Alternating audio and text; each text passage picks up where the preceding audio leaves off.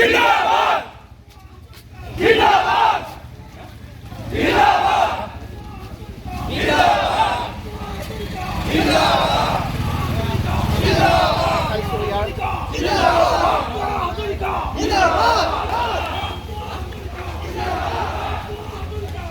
সচেতন যুৱক মই মানৱ অধিকাৰ বিষয়ে এটাই কওঁ সি প্ৰথম দিনৰ পৰাই চতিয়াত যিবিলাক কাণ্ড কাৰখানা কৰি গৈছে সেইটো আমি তীব্ৰভাৱে গৰিহণা দি আহিছোঁ আৰু দি থাকিমো। এইটো নাভাবিব যে মই আজি যিটো কাম কৰি আহিছোঁ মই পদ্ম হাজৰিকাৰ পিতৃভাৱে ভাবোঁ তেখেতৰ অনুপ্ৰেৰণাত তেওঁৰ গাইডেন্সত মই আজি কাম বন কৰি মই প্ৰতিষ্ঠিত হৈছোঁ। হয়, মই কিন্তু নিমখ হাৰাম কৰা নাই আৰু নকৰোঁ জীৱনত। সি যিবিলাক কাম কৰি গ'ল উপক্ত বক্তাসকলে ক'লে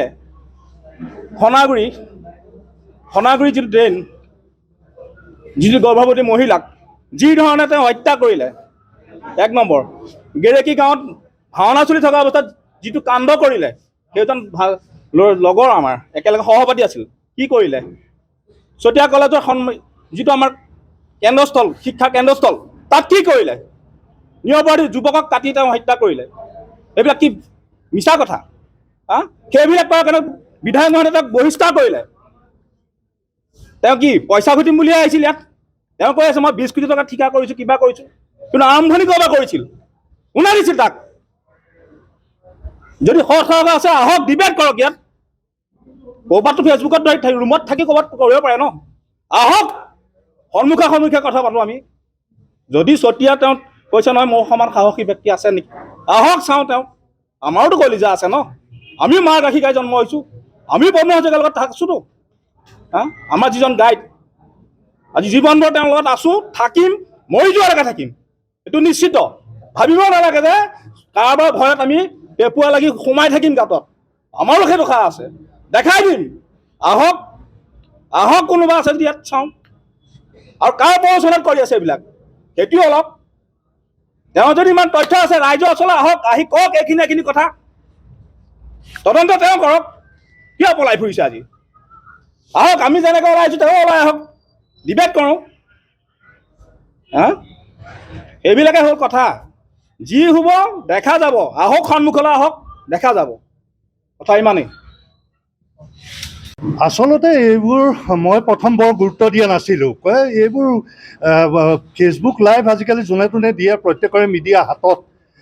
কিন্তু মই বহুত দেৰিকৈ যেতিয়া মই লাইভটো পালোঁ, লাইভটো পাই ঠিক মই আচৰিত হ'লোঁ যে এই ল'ৰাটো বাবু, তাক আচলতে চিনি পাইছিলোঁ মই, বৰ বিশেষ মই চিনি নাপাওঁ, বহুত সৰু ল'ৰা। আৰু এদিন হঠাৎ মানে এনেকুৱা এটা ঘটনা, তাৰ কি এনেকুৱা ধৰণৰ এটা অশিষ্ট ল'ৰা। মই সেই কথাটোৰ পৰা আৰম্ভ কৰোঁ, যিটো অশিষ্ট তাৰমানে এনেকুৱা ধৰণৰ বেয়া ল'ৰা। সেইটো হ'ল এদিন তেল ডিপুত, তেতিয়া মই বাইকখন লৈ গৈছোঁ মই তেল ডিপুত তেল ভৰাবলৈ। সেইদিনা এখন বলেৰ' পিক আপ খুব জোৰত আহি ৰৈ গৈছে, তাইক ভাগ্যে খুন্দা মাৰি স্পট ডেড হ'লহেঁতেন 4টা ল'ৰা। সেই গাড়ীখনত 4টা ল'ৰা আছিলে, কিন্তু সেই মানুহটো এক্সপাৰ্ট ড্ৰাইভাৰ আছিলে কাৰণে সেই ড্ৰাইভাৰটোৰ গাড়ীখন ৰাখিলে। তাৰপিছত মানুহটো আহি পেলাই কৈছে আপোনালোকক মাৰি দিলোহেঁতেন, কি কৰিলে? তাৰপিছত কি কৰিলে, সি সেই মানুহটোকে গাড়ীখনত খুন্দিয়াইছে বুলি আনি সি পুলিচৰ লগাই হাৰাশাস্তি কৰি তাৰ পৰা বোধহয় পইচা পাতি ল'লে নেকি, পিছত কি হ'ল মই নাজানো। মই তেতিয়া কৈছোঁ যে ভাইটি এইবোৰ কি কৰিছা? তেতিয়া কৈছে আপুনি মোক চিনি পোৱা নাই নেকি? মই বোলো নাই পোৱা, তোমাৰ ঘৰ ক'ত? বোলে মই বাবু, ইয়াৰ পৰা যাওঁ।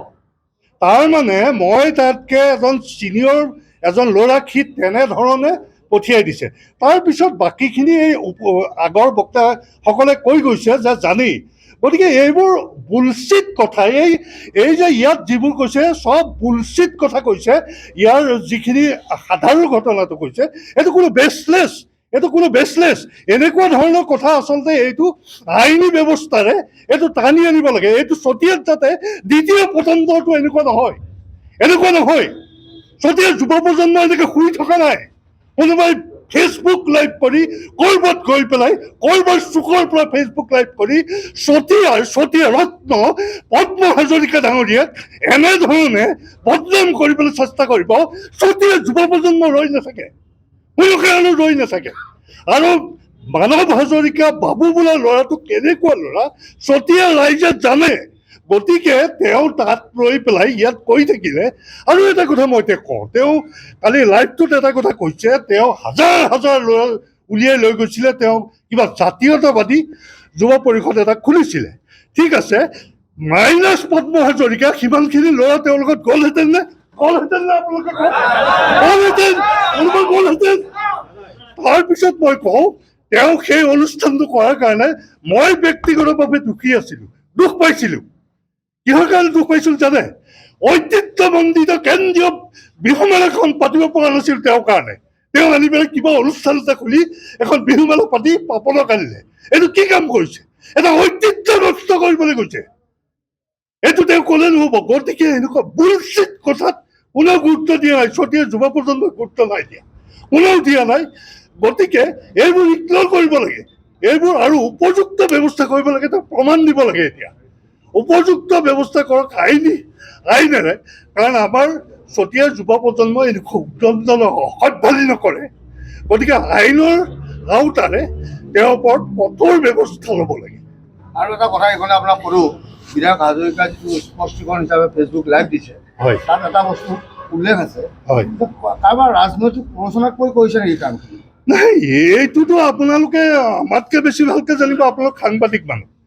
এই প্ৰৰোচনা, এইবোৰ বিৰোধী, এইবোৰতো থাকেই, দেখিছে আপোনালোকে।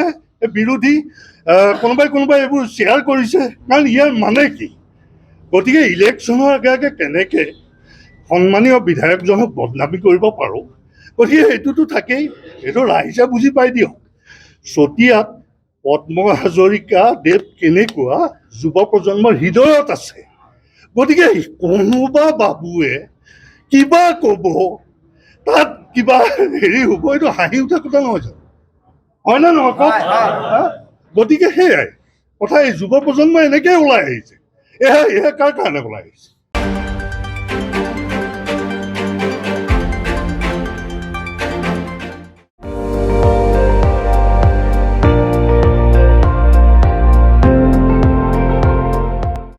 আপুনি চাই আছে ND24, সৰ্বশ্ৰেষ্ঠ নহয় সৰ্বোত্তমৰ দৌৰত।